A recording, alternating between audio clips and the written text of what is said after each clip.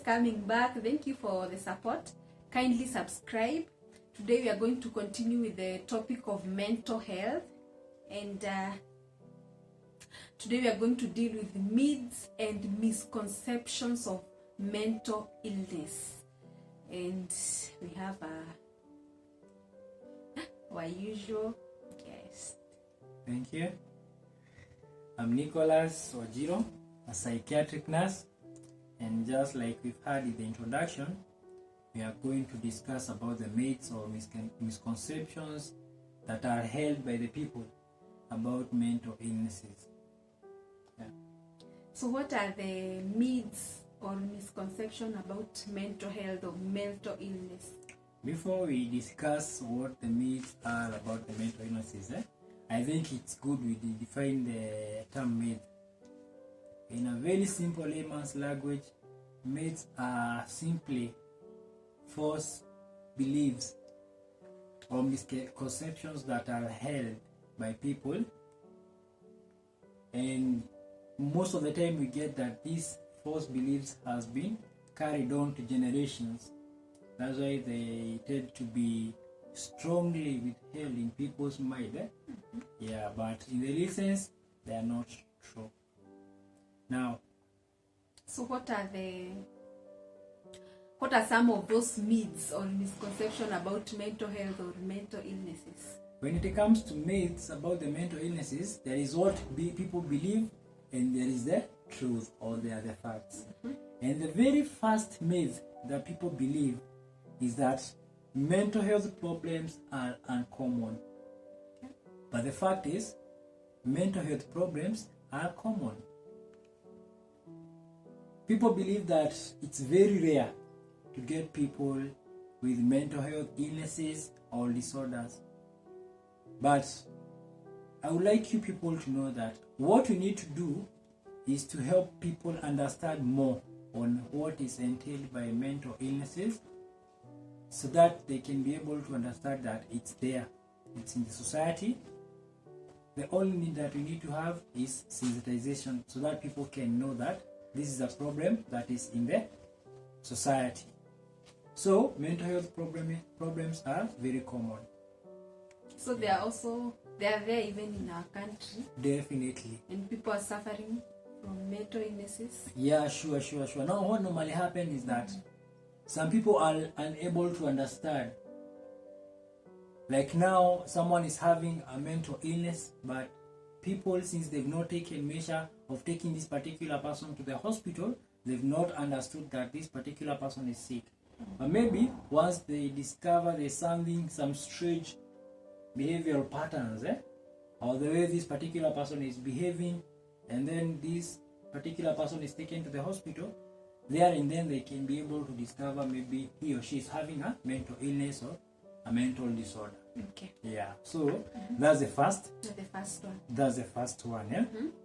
Then there is the other myth that people with mental illnesses or mental disorders cannot work. But the fact is, these people can be productive. They can be entrusted with responsibilities, they can be delegated duties on, and they can be productive in the responsibilities that they are delegated on. What these people need so that they can be productive, one is love. They need to be loved, they need to be accommodated, and then they need to be helped as far as accessing their medicine is concerned, and as far as compliance to this medication is concerned. There's something you said that especially when someone with mental health like depression, they have low productivity.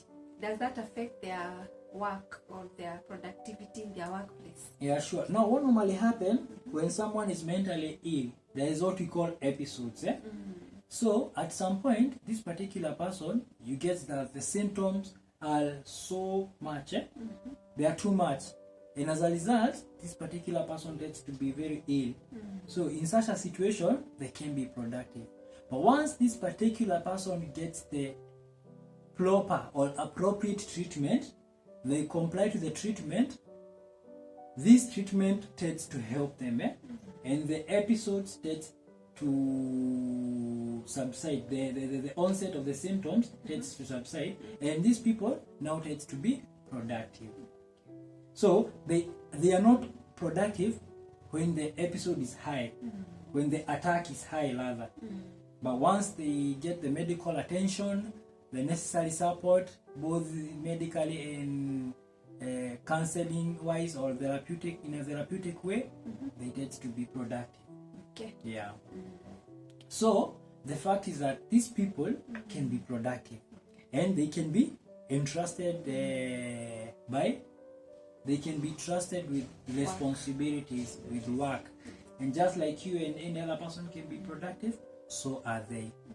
Right together. So now the other myth that people normally have out there about mental illnesses is that these people who are mentally ill are weak. Yeah, people tend to believe that people who are mentally ill or mentally challenged have some weaknesses, but that is not true. That is not true. The fact is that these people, if anything, actually, they are very courageous. Because so when you're talking of weakness, what kind of weakness? Weakness, like, I'll give an example of depression.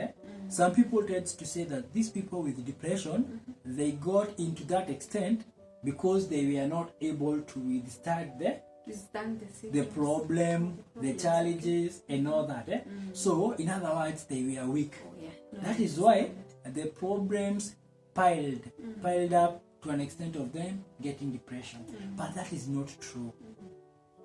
Just like you can get malaria, it doesn't mean that you got that illness as a result of weakness. You get that? If anything, these people are very strong, because you get them after medication, getting back to their line of duty, taking care of their family if it was apparent, and they become very productive.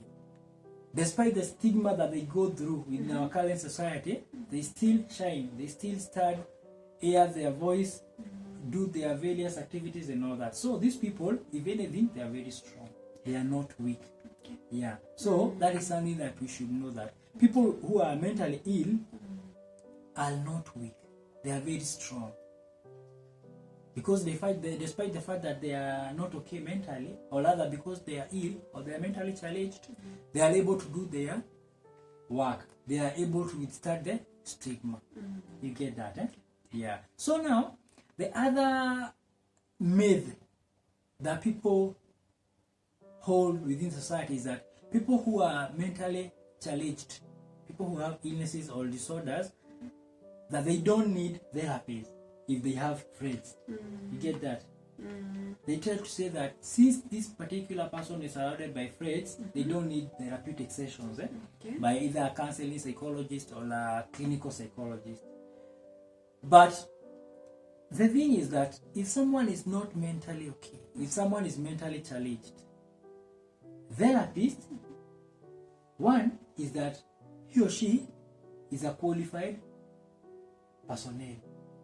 So through his or her professionalism, he or she will be able to help this particular patient dig deep into his life and understand himself more. Unlike friends, someone who is sick or who is mentally challenged will open up to the therapist, but he or she will find it hard to open up to the friends. Maybe because he's fearing judgment, or to be judged, to be discriminated, or stigmatized. Yeah, exactly. So that's the reason. However, friends are also very much important because they tend to enhance this particular person's social life. And again, just like you and me need people around us, warm friends and all that, the same case applies to these particular people. However, in as much as they need friends, they need therapists more, as far as helping them get well is concerned. You get that? Okay, there's this other one that everything can be fixed with medicine. That when they are given medicine, they don't need therapy. That they get better with medicine. Is that true? No, that's another myth actually. People believe that people who are mentally ill, they just need medicine and that's all. But that is not true. When it comes to treating mental illnesses, we have various approaches. One of them is through the use of medicine. It's called pharmacotherapy. And the second one is the use of counselors, therapists. It's called psychotherapy. And then we have spiritual therapy. And then lastly, we have family therapy. Those are all important aspects that are used in helping this particular patient recover. So it's not only medicine. This particular person, so that he or she can get well, needs those other aspects all together. Yeah. So there is a therapist, family support, there's a spiritual therapy, and now pharmacotherapy or use of medicine. So I would say it's more or less like a teamwork, multi-sectoral approach towards wellness of this particular patient. You get that, Yeah. Then there's other myths that mental illnesses are permanent. There are people who hold those misconceptions that someone who is mentally challenged or who is mentally ill has that illness as a permanent illness. Or the mental illness is forever, you're just going to stay with it forever. Exactly.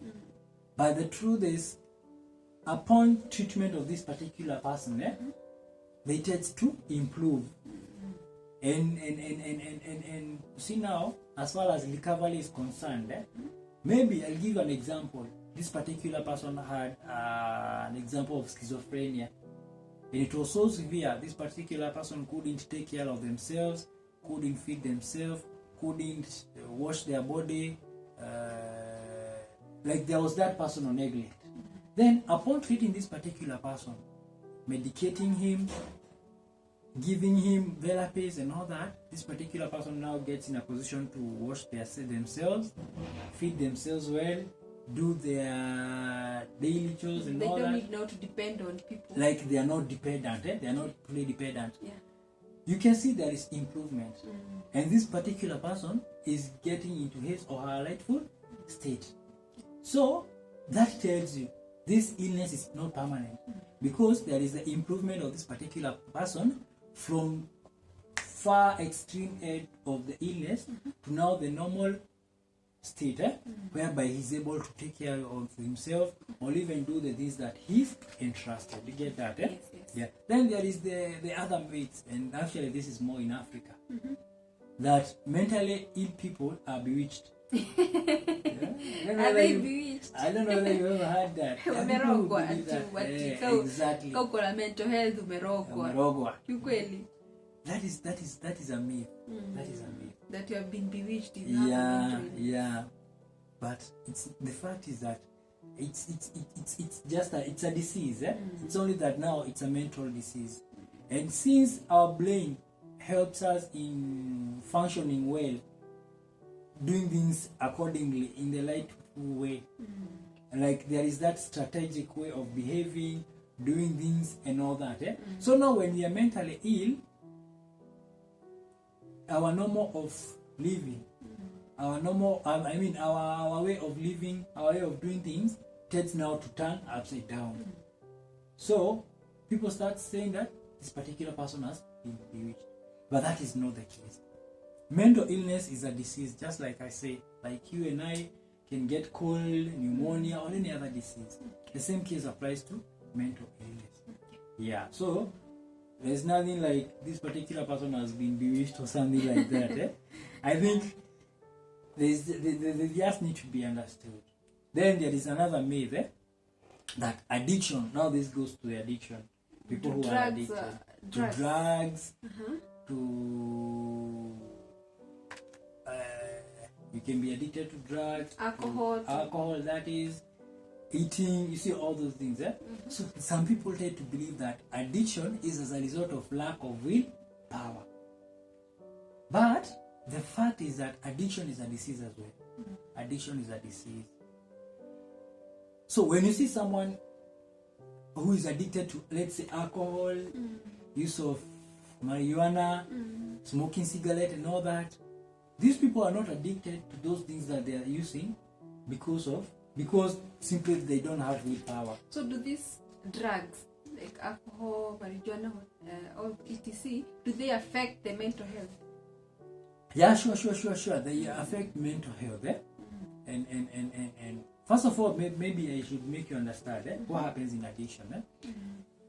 Once someone is addicted to something, let's say to alcohol, it's no longer an alcohol that is the issue on this particular person, but it's the system that gets used to the reward of this particular alcohol. You get that?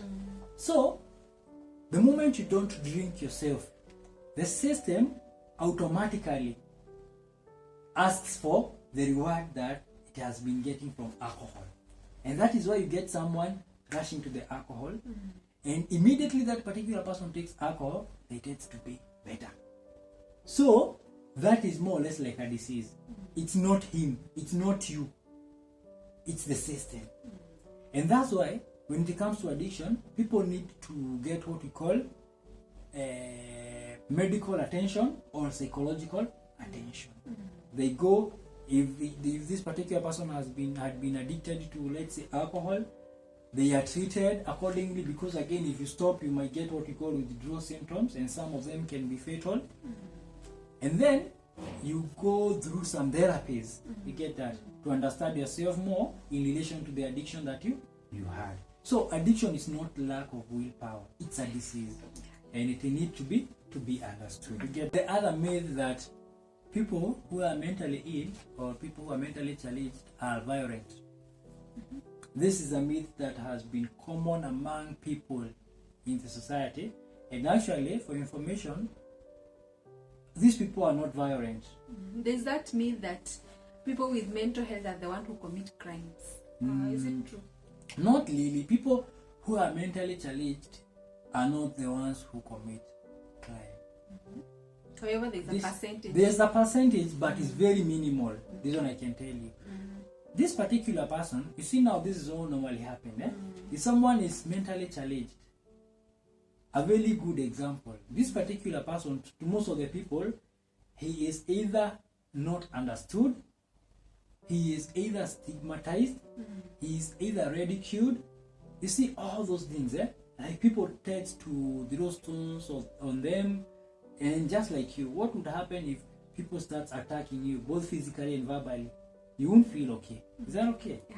And you might tend to react. And for your information, people who are mentally ill or mentally challenged tends to be the victim of violence. You get that? Yeah. Tends to be the victim of violence.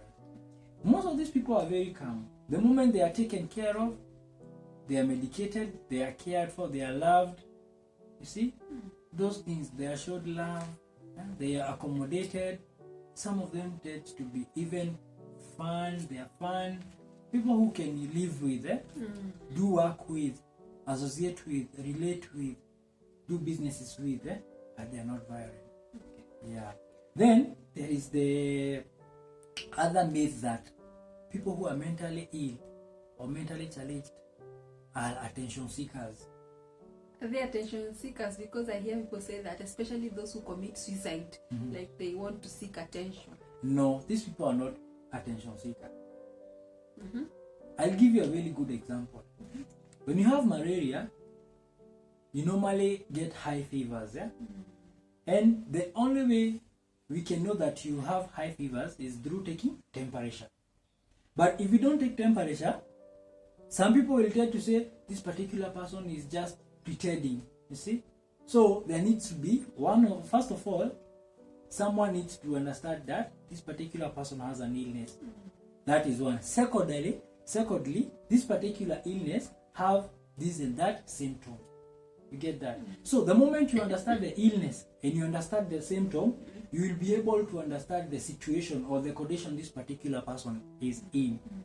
And upon understanding the situation he is in, you'll understand the illness, and you'll be able to see that it's not attention seeking.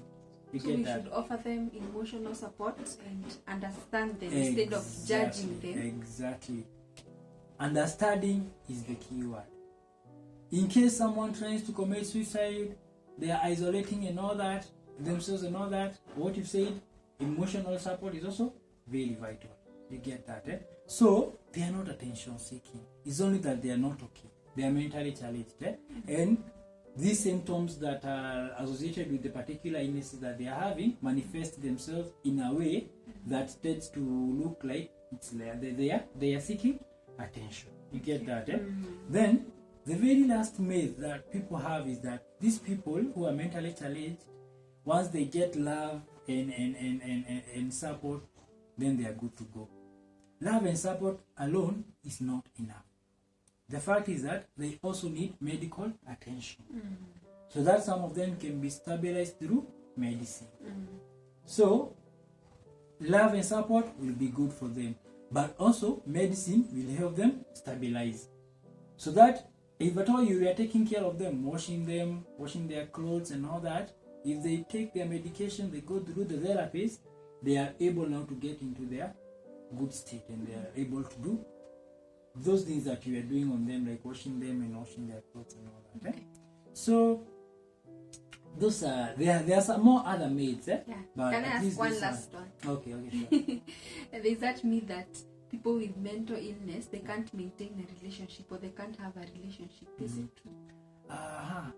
Actually, the fact is that